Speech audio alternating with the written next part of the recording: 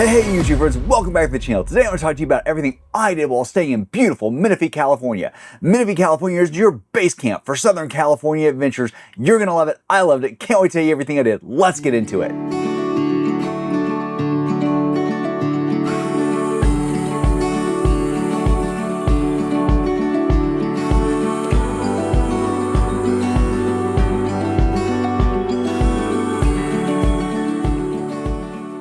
So here's the thing about Menifee that nobody tells you. It's close to everything, but convenient to nothing. When I first got to Menifee, I thought I had made a wrong turn. Seriously. Because it felt like I was in a suburb of a major city, but there was no major city. There wasn't a downtown. There wasn't some defined area. It was cow pastures and suburban homes. And I felt a little funny because I realized I hadn't actually read the blog post I wrote about planning your adventures in advance. You know, the one I actually wrote that other people read. Yeah, forgot about that. But anyway, moving on. Here's why Menifee works. Menifee is an hour from Oceanside. It's 15 minutes from world-class mountain biking. It's 30 minutes from Old Town Temecula. It's an hour from casinos. It's close to everything but convenient to nothing. And your amazing base camp in Menifee? Thousand Trails Wilderness Lakes. Honestly, Thousand Trails Wilderness Lakes may be one of the most underrated campgrounds in the Thousand Trails system. And here's why. Thousand Trails Wilderness Lakes has a series of lakes and canals that run through it, meaning many sites are waterfront. There's multiple pools, there's activities galore, and it's just a beautiful, quiet park that balances camping with convenient access. How awesome is that?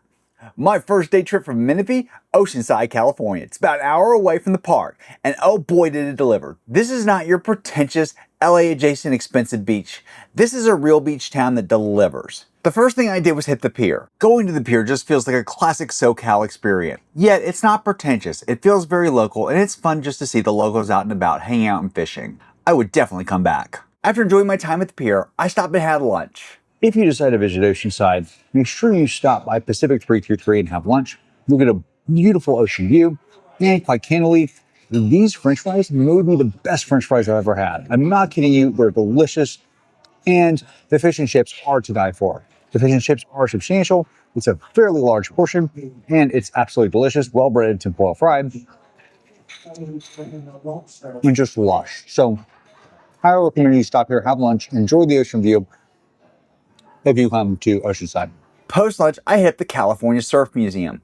California Surf Museum was an absolutely delightful experience. It's a quick 15-20 minute stop, and yes, it costs $10, but you're sort of helping preserve local surf culture. It was kind of fun to see all the surfboards and to learn more about the history of the area and the culture around surfing. After that, I headed over the harbor.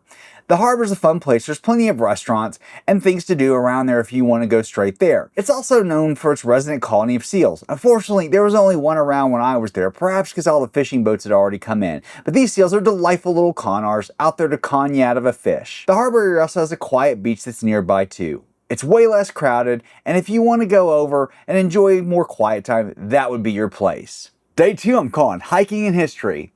I started my morning off at the Western Science Center. The Western Science Center is a world-class museum. Max the Mastodon, Xena the Mammoth, massive fossils found during excavation, a genuinely impressive and genuinely unexpected stop. The thing I found cool about the Western Science Center was that it blended archaeology, history, and anthropology. You not only got a great fossil tour, but you got a tour of the history of the valley and the area, and how California formed as a whole, topographically and geologically, as well as the people that live there.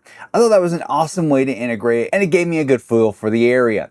After the Western Science Center, I decided to head on over to Diamond Valley Lake in Hemet. Diamond Valley Lake is absolutely gorgeous. I took a walk around the lake, but I didn't stay for too long. The problem with hiking the lake on the day I visited was it was simply so windy that it was unpleasant. However, there's a wildflower trail that the lake is famous for, and it runs for miles and miles and miles. You can spend all day just hiking Diamond Valley Lake and enjoying this amazing, beautiful view. Speaking of which, if you're a nature lover and a mountain biker like me, you're going to absolutely love Thousand Trails Wilderness Lake in Menifee. Thousand Trails Wilderness Lake Menifee is close to world-class mountain biking. Within 45 minutes, you can go to Lucino Bike Park, Velocity Bike Park, Greer Ranch, and Simpson Park. Greer Ranch was one of my absolute favorite natural areas, and even though most of the trails were maintained and built by volunteers, they're in excellent shape. They're bermy, they're flowy, they're banky goodness. I absolutely love this mountain biking area. It's going into my top 3. For those of you who are not necessarily nature lovers, spend your next day heading on to Old Town Temecula. I gotta be honest, when I went to Old Town Temecula, I kinda had low expectations until I rolled into town, and then I absolutely fell in love. Well, at first you think it's a tourist area and probably a trap. I gotta tell you, my friends, I had to eat some crow. I'll take that fried, please. Because this is a legitimately charming, great little town with great architecture, unique shops, restaurants that are actually worth trying, and just a fun time to walk around. You're going to enjoy your time in Old Town Temecula. I had lunch and enjoyed this amazing pizza. After lunch, I stopped at the Temecula Olive Oil Company. And I gotta tell you, my pocketbook definitely felt it, because not only did I buy myself olive oil after enjoying this amazing olive oil tasting, I also ended up sending some as gifts. So, Mom, I love you. You'll enjoy the olive oil. It's headed your way. But here's my absolute tip and trick for how to do Old Town Temecula. I actually might consider skipping lunch and showing up a couple hours before sunset. That gives you time to enjoy the shops and walk around, see the town, and then still be there for dinner and sunset. Because after sunset, the town lights up. There are Christmas lights everywhere, and I'm several months past Christmas. It's a magical, wonderful experience, and it just feels really quaint and really cool. Hey, real quick, if you're enjoying this video, please hit the like and subscribe button, turn on notifications, and drop me a line in the comments. Let me know your favorite day trips in SoCal. On with the video. But my favorite day of the whole trip might have been my day trip to Idyllwild. Idyllwild is a remote mountain town. It's a drive up Highway 74, and the drive alone is worth it. It's designated scenic byway, and you weave through the San Bernardino National Forest and all the mountains have to offer. There's so many scenic pullouts that you just have to stop because it's breathtaking views. And given the pile of White Claw cans at some of the pullouts, I think other people might have agreed with me. Once you get to town, you're going to have an amazing and a magical experience. Walking around this small little quaint town is absolutely delightful. The shops are fun, it's a no chain store kind of place, and the shopkeepers are wonderful to talk to. The town is warm and welcoming, and you'll have a lovely time. I stopped and had lunch at the brew pub. Let's go there. If you visit downtown Idyllwood, make sure to come to Idyllwood Brew Pub. The food is legendary, it's well ranked and well regarded all over the Google, gets amazing reviews. As you can see, this food looks amazing. And if you eat outside under the heaters, even though it's winter, it's still warm enough to do that, and you feel like you're sitting in a treehouse to have lunch. I can't wait to try it. Let's see how this amazing burger tastes. The bun is spectacular. The meat is perfectly done. Definitely recommend. And I don't know what it is about California, but the fries here are just really good. This state has amazing French fries, and I don't get it. Before you leave Idyllwood, if you have an opportunity to meet Mayor Max, you definitely want to do it. Unfortunately, Mayor Max was not around the day I was there. However, he's a golden retriever, and he's the actual elected mayor of this beautiful town. Anytime that elects a golden retriever as mayor, Odie loves, so do I. After you finish your time in town, go walk up that amazing lunch, the Ernie Maxwell Scenic Trail.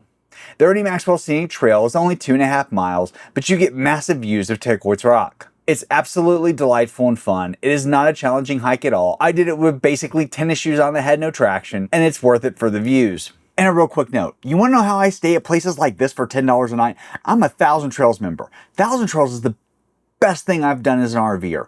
It's a campground membership organization that once you join allows you to stay at hundreds of parks across the country for one monthly fee. My average cost to camp per night, less than $10. If you want to know more about Thousand Trails, check out my referral link in the comments. It'll get you exclusive discounts off the Thousand Trail website price. It'll hook you up with a membership specialist I trust, and it's at no obligation and no cost to you. If you decide to purchase a membership, it benefits the blog. If not, you've gotten complete and accurate information. My final day in Menifee was a day trip to Redlands and Glen. Redlands is about 40 minutes from Menifee, and the downtown is absolutely charming. State Street felt like stepping into a Norman Rockwell painting. From tree-lined streets to amazing and beautiful houses, this town really had it all. I drove around the town and just took in some of the architecture. The houses were absolutely stunning and beautiful. It truly felt like stepping back in time to small town America of yesterday. Redlands is also known for having the largest Lincoln Memorial outside of DC. It's worth a stop, it's quick, it's free, it's 10-15 minutes of your time, and it's kind of neat to see it. Plus, I always enjoy getting a perspective of that part of American history outside of the major areas. And by the way, have I mentioned yet the Kimberly Crest House? The Kimberly Crest House is right outside Redlands, and boy oh boy is it beautiful. Unfortunately, photography is not allowed inside, so I have to only show you the outside. But it's a historic home reminiscent of Southern French architecture, and a beautiful chateau with massive gardens. The house was donated and it's incredibly well preserved. You will not regret stopping, but here's a pro tip. Tours are only offered a couple of days a week and they sell out super quick, so book your tours well in advance. After Redlands, I headed up to Oakland. Oakland is famous for its apple orchards and honey. I stopped and had this. Check this out. These are the amazing donuts. Tiny, little bitty. Like, I can barely see through it if I put my eye up to it, but super good. I've already tried one, I'm not gonna lie to you guys. And these are the G Money shop. But you can get apple pie, which was sold out, unfortunately, or you can get an apple cider slushie. Snowline Orchard may not be big, but it has big flavor. Also has a lovely gift shop with lots of cool things that you can buy, such as homemade apple butter and all kinds of tasty treats to take home or send to family. This feels like somebody dropped a taste of New England right into SoCal. How cool is that? So bottom line, would I come back to Menifee? Absolutely. You're close to everything and convenient to nothing.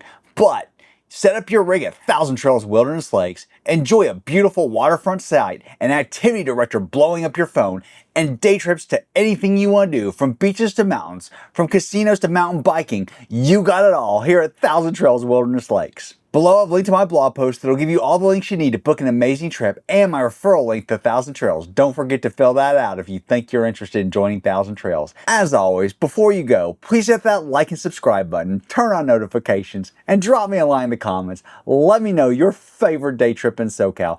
Thanks for watching. Take care.